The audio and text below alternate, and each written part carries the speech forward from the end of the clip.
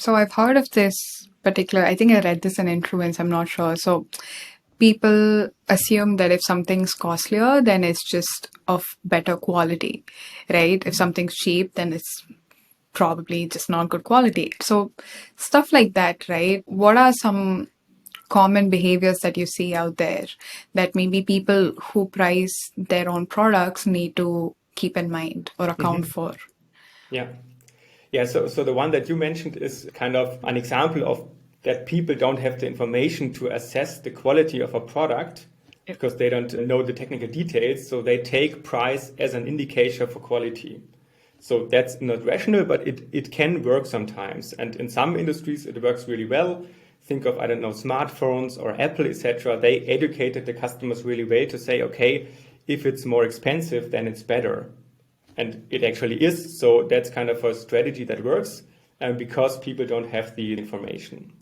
But getting back to your question, I mean, I think one principle that is really, really important is that relativity principle, saying that people are not able to evaluate information in an absolute sense, but only relative to other information. So, for example, whether something is good or bad or expensive or reasonably priced depends on the context. So, what kind of other information you have.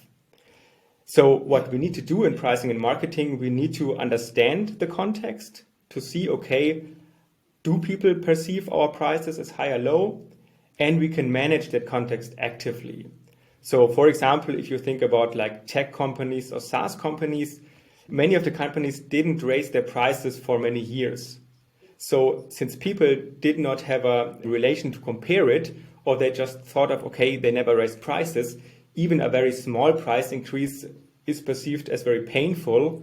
And so what you can do then in this situation is you can try to shift the reference or change the context in a way that the price increase that you want to execute seems less painful. So a very easy example, if you say, okay, we need to design or draft a price increase letter and we want to raise our prices, say, by 5%, then we can refer in that letter to context information. For example, we can say, okay, the general inflation rate or the rate of energy cost is increasing by, I don't know, 10%.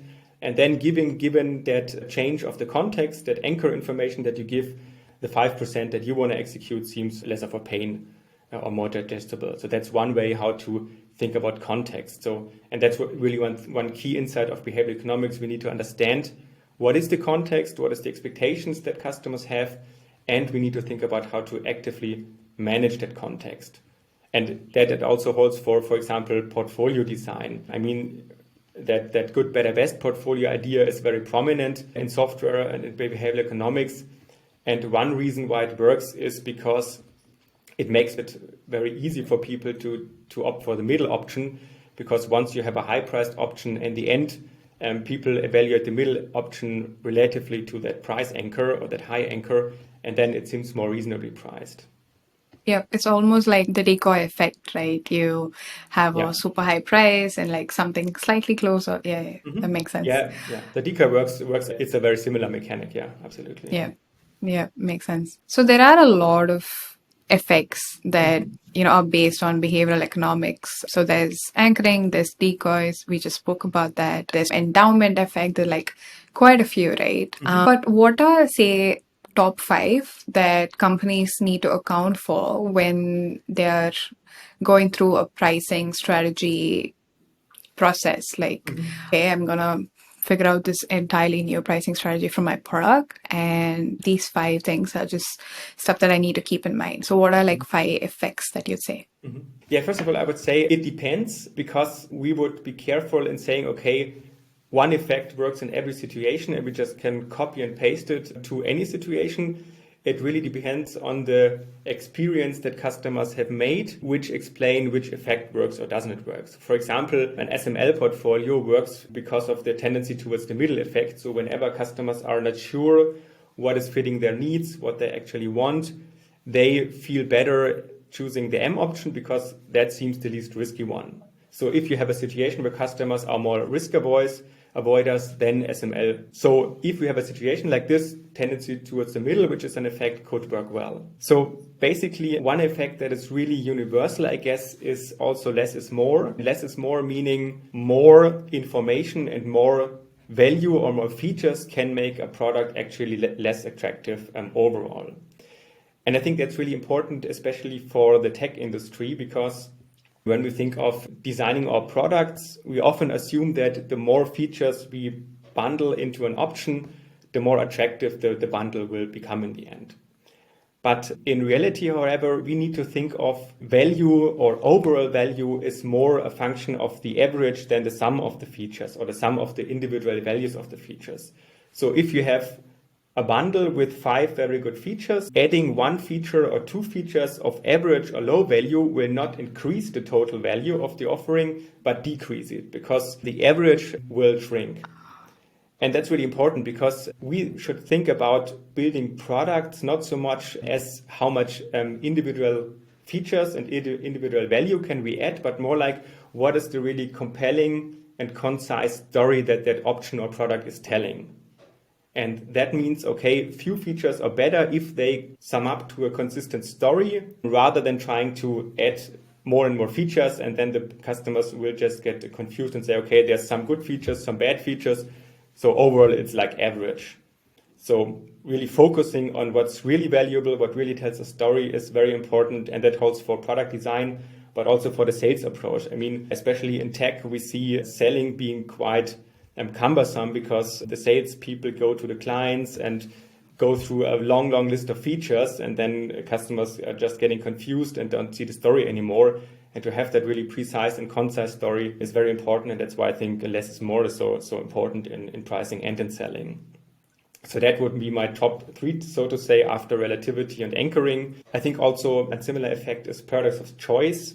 So from a rational perspective or from a classical economic perspective, we would assume that more options are always better because you kind of achieve a Pareto optimum. So if you add another option, some people will like it, others will be fine with the existing option, but it doesn't make the situation worse. But in fact, we know that the more options you add, the more the likelihood of making a wrong choice increases.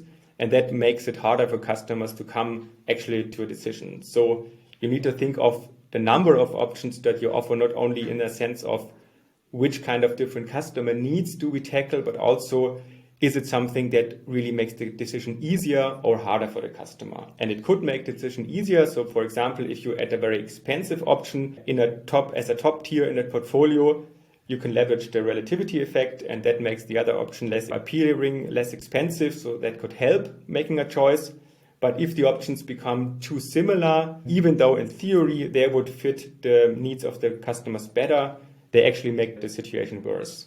So less is more is also very important, I guess. Maybe a 5th one that comes into selling, which I find kind of interesting. It's called the IKEA effect. It means that the more effort customer puts in something, the more valuable the product becomes.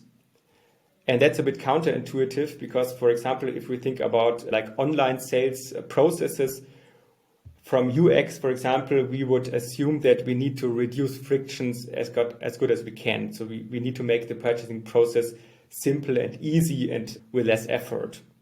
And that is true to an extent, but it's also true that the more we involve customers in finding their solution, the more time they invest, the more valuable the product becomes.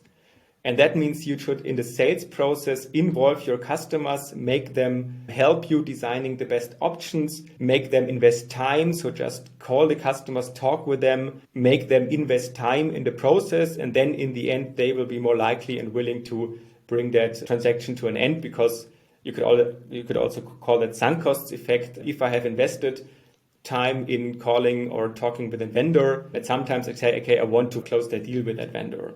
So it's not always a good idea to reduce effort and time. It could make sense to involve the customer along the decision process, and that is really leveraging the IKEA effect.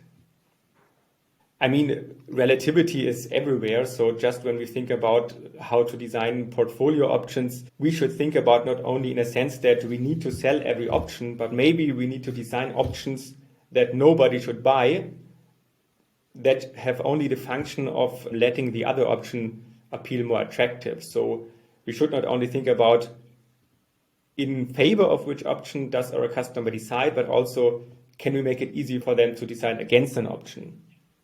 And so maybe even you have an option in your portfolio but nobody buys, but it's still extremely relevant because that is the option that customers opt against and they opt in favor of others that you actually want to sell. If we discuss with our customers about their offerings, we really try to understand which is the actual features that add value, what is the sales story that those features are telling us, and then let's leave out all the other features. Even if they add some marginal value, they will dilute the overall appeal. So just leave them out, not talk about them too much, and maybe offer them to niche customers, but not in the very first situation when they see the portfolio, for example, online. So really going through all the list of features and try to condense them and build a consistent story around that.